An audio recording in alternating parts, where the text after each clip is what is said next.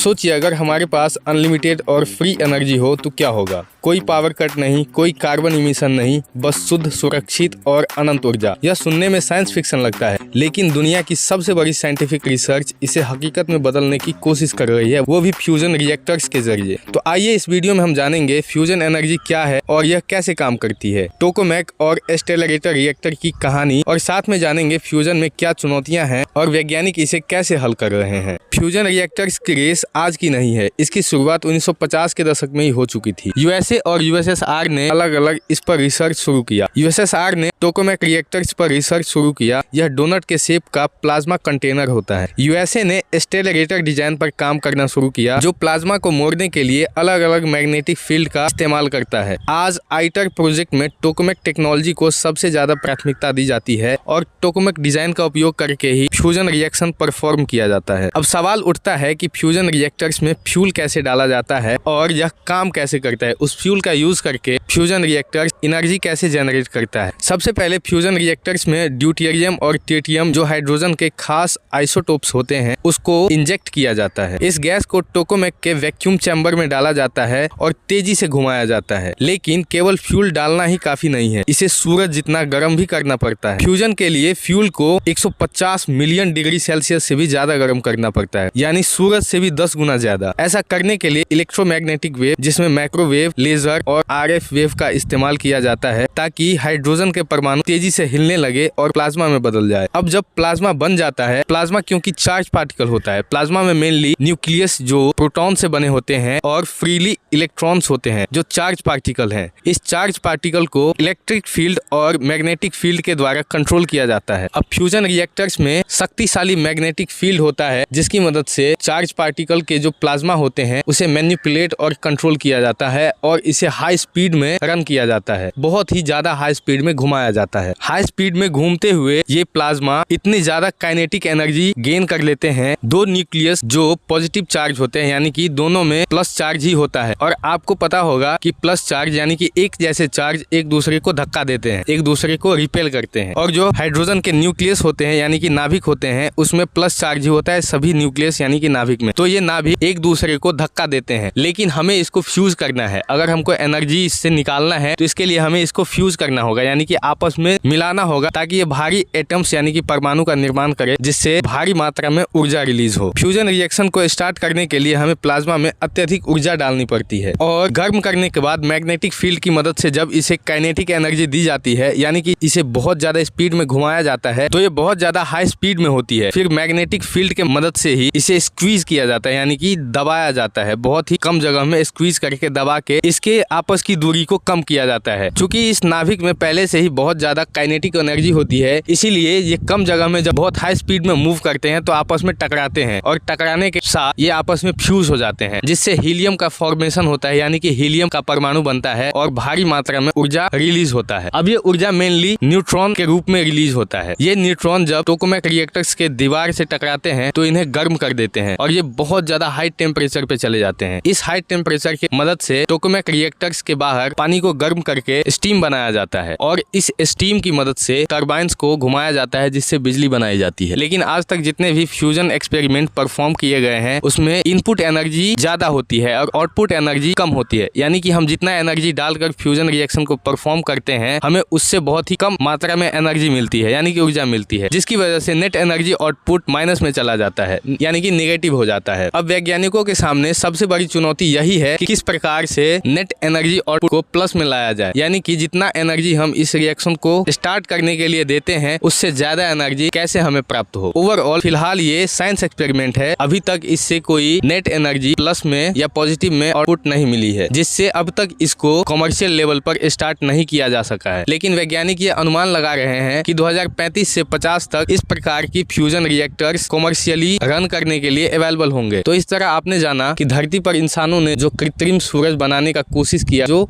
Successfully बन भी चुका है, वो कैसे काम करता है। लेकिन फिलहाल अभी इसको कॉमर्शियली अवेलेबल नहीं किया जा सका है, क्योंकि इसके अंदर नेट एनर्जी आउटपुट जो है वो नेगेटिव है, यानी कि जितना ऊर्जा हम इसको रन करने के लिए देते हैं उससे कम ऊर्जा हमें प्राप्त होता है। लेकिन इस सभी समस्याओं को सॉल्व करने के लिए एक नई कंपनी एक्सपेरिमेंट कर रही है, जिसका नाम है हीलियन एनर्जी। अगली वीडियो में हम जानेंगे कि हीलियन एनर्जी इस एक्सपेरिमेंट को कैसे कर रही है, जिससे ये इस प्रॉब्लम को सॉल्व करने की दावा कर रही है। तो अगली वीडियो को देखने के लिए आप मुझे फॉलो कर लीजिए। अगर वीडियो अच्छा लगा हो तो लाइक कीजिए और इस क्रांतिकारी खोज के बारे में अपने दोस्तों के साथ शेयर करें। आपसे फिर मुलाकात होगी अगले वीडियो में, तब तक के लिए धन्यवाद।